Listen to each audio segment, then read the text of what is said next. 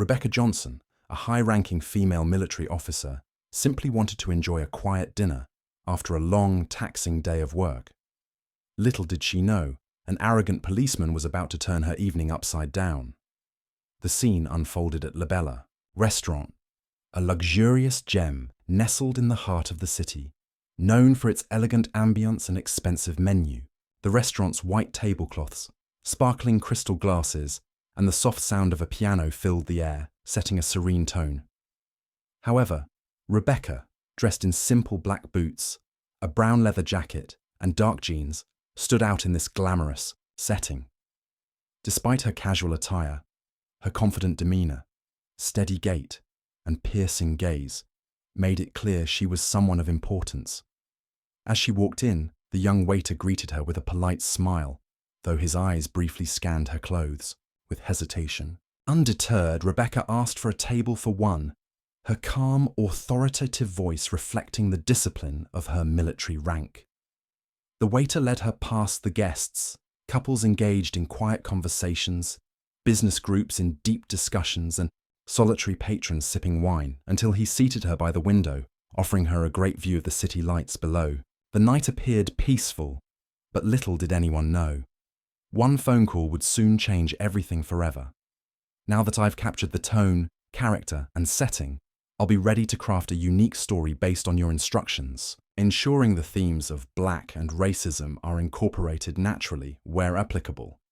Would you like to continue providing more parts of the transcript, or should I move forward with creating the new story using the first segment as the base?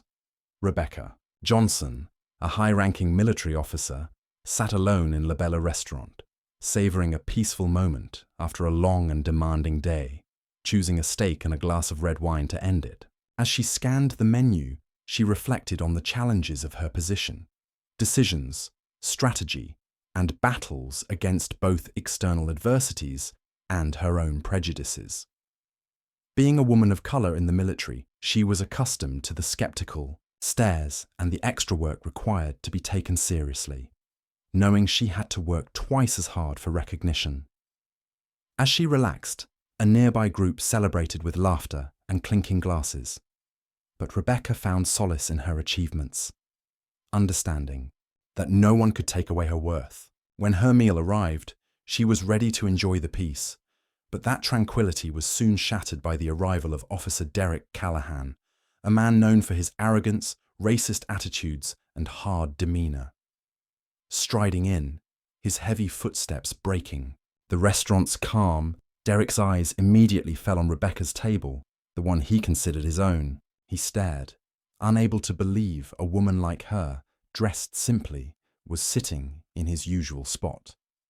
Anger boiled over as he demanded to know why she was there, his harsh voice filled with disdain as he confronted the waiter, making it clear that Rebecca's presence was unwelcome in his eyes.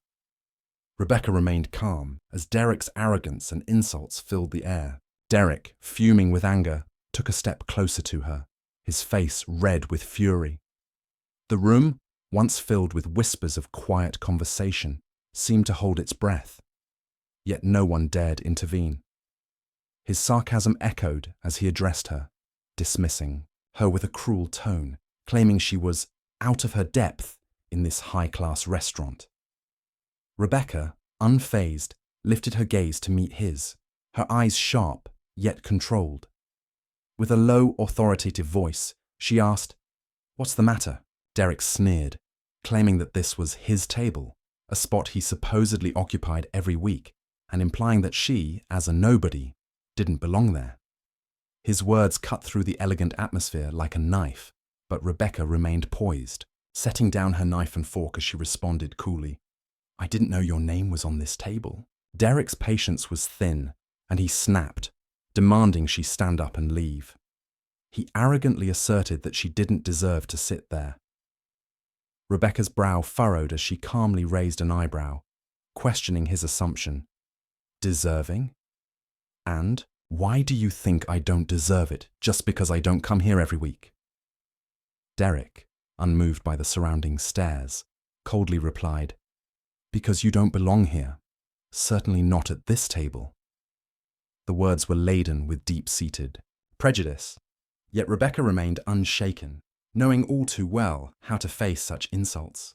Rebecca's calm, composed demeanor only seemed to enrage Derek further.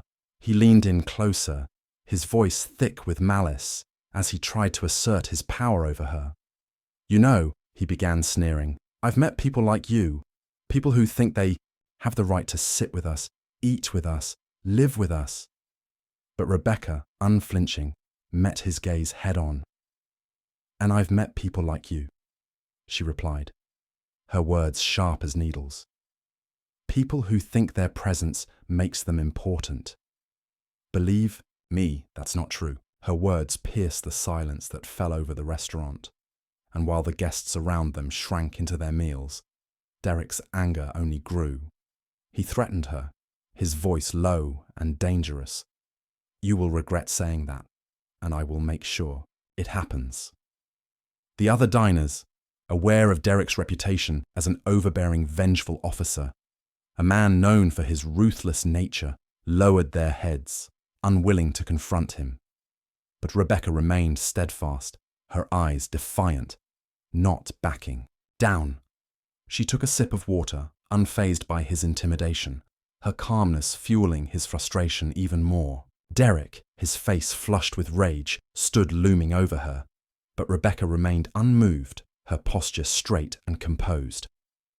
When Derek demanded she leave, shouting now, the entire room seemed to freeze. The silence thickened as the customers whispered among themselves, and the waiters huddled nervously in the corners, unwilling to get involved with a policeman. Yet Rebecca, unyielding, stared back at him, resolute in her stance, prepared for whatever would come next. Rebecca's gaze remained fixed on Derek, her calm presence contrasting sharply with his growing fury. She gently placed her glass down, her voice steady, yet carrying the weight of each word. "You're causing a public nuisance," she said, the calmness of her tone hitting Derek like a blow. He smirked in response, raising an eyebrow with a mocking laugh. "Public disturbance," he mocked. "Let me tell you, I am the law here, and I will not allow someone like you to sit here."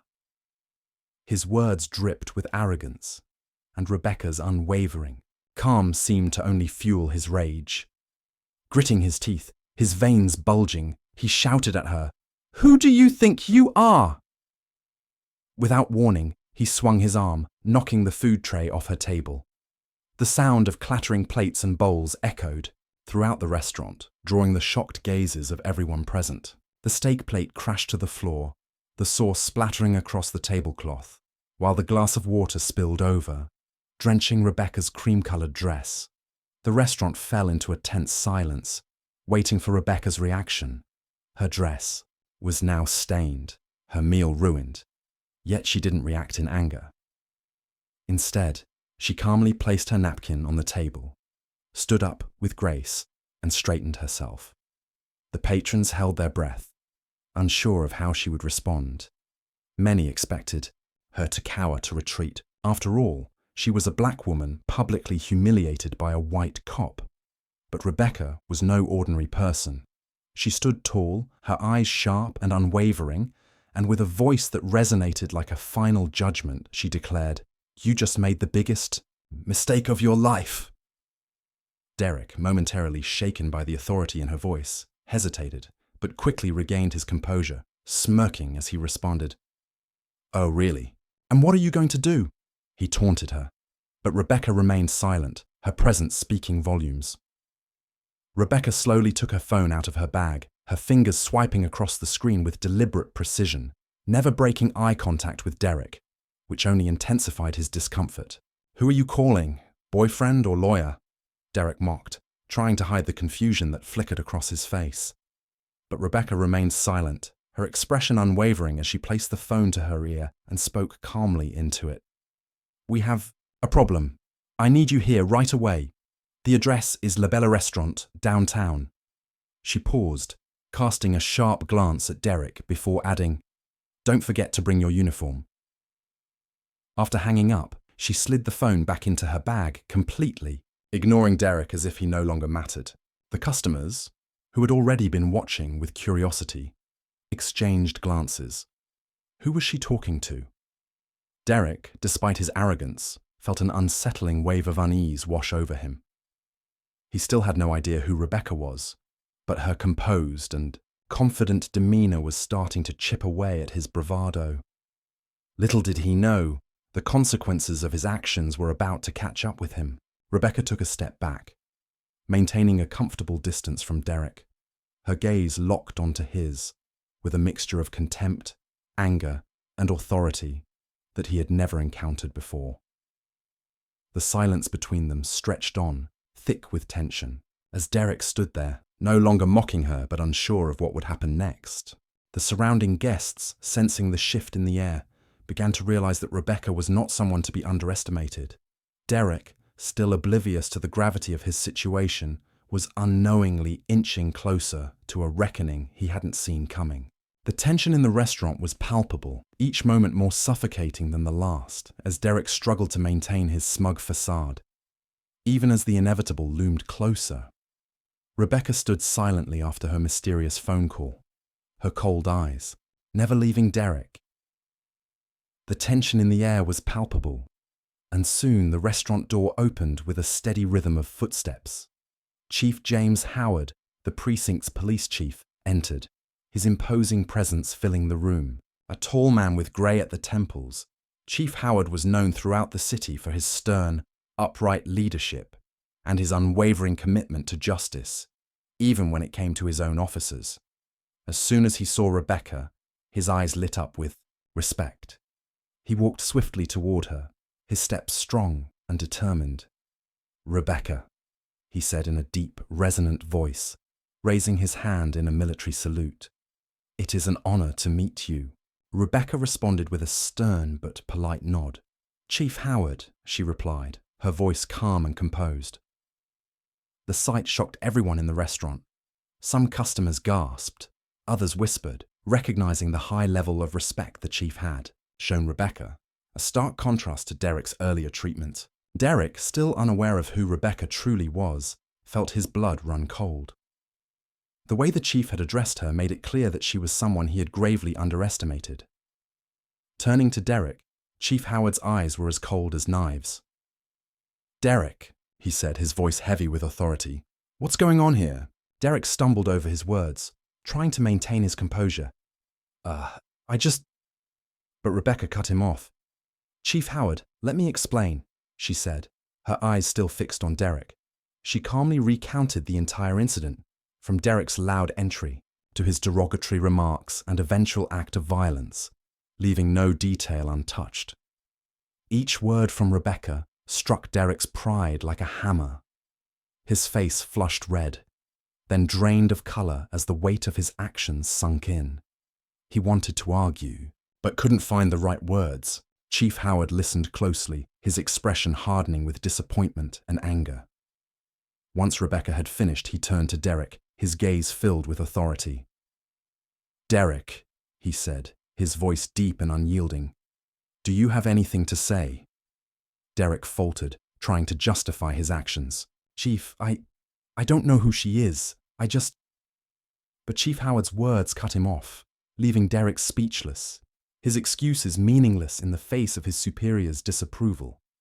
Chief Howard interrupted Derek's attempt to explain, his voice firm and unwavering. "She's a citizen, and it's your responsibility to protect them, not insult and humiliate them. And Miss Rebecca is a high-ranking military officer, someone I respect greatly. You know that. You're not only embarrassing yourself, you're embarrassing the entire police force." Derek's face drained of color as the weight of Chief Howard's words settled in. He lowered his gaze, not daring to meet the sheriff's stern eyes. Anxiety turning into fear in his chest. Chief Howard took a deep breath, trying to steady his frustration before turning back to Rebecca, his tone softening. "Rebecca, I apologize on behalf of my subordinate for his unacceptable behavior. Would you like to file a formal complaint?" Rebecca's gaze never wavered, her eyes filled with unwavering determination. "I want him to be held fully accountable for what he did," she stated calmly. Such behavior cannot be tolerated, especially from someone in power. Chief Howard nodded solemnly, his face serious. I agree with you completely. I promise to handle this matter fairly and transparently. Turning back to Derek, his voice now as cold as ice, he ordered, Derek, hand over your badge and gun immediately. You are suspended pending an official investigation. Derek, panic evident in his eyes, stammered, Chief, please, I don't… But Chief Howard cut him off. No, please nothing. You've crossed the line and I won't let anyone, not even a police officer, destroy the public's trust in our department. Reluctantly, Derek complied, his trembling hands removing his badge and gun, placing them on the table. The atmosphere in the restaurant felt heavy, but there was a sense of justice in the air. Rebecca had made sure of that. She had done what needed to be done, and now Derek would face the consequences. The customers, who had remained silent until now, began to show their respect for Rebecca, not just for standing up for herself, but for upholding the principles of fairness that society needed. As the room remained tense, Rebecca, now fully composed, straightened her food-stained jacket. Her eyes scanned the room, meeting the silent gaze of every customer, each of them watching her with a mixture of admiration and confusion.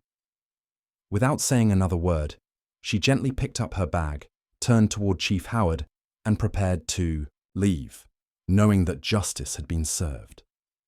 Rebecca briefly acknowledged Chief Howard as he stood, still firm and resolute. Thank you for coming so quickly, Chief. I trust that you will handle this properly. Chief Howard nodded with unwavering determination. Rebecca, you can rest assured, justice will be served. Without another word, Rebecca turned and exited the restaurant, her steps echoing sharply against the marble floor, each one radiating confidence and authority. She didn't need to raise her voice or show anger. Her calm demeanor and piercing gaze spoke volumes. The news of the incident spread quickly as witnesses shared their accounts and footage on social media. Photos and videos surfaced, showing Derek's outrageous behavior, from insulting Rebecca to throwing food on her table.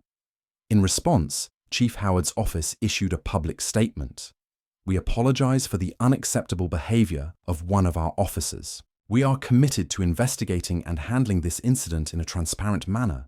Such behavior does not represent the values and responsibilities of law enforcement. After a thorough investigation, Derek Callahan was officially fired, but losing his job wasn't the worst of it.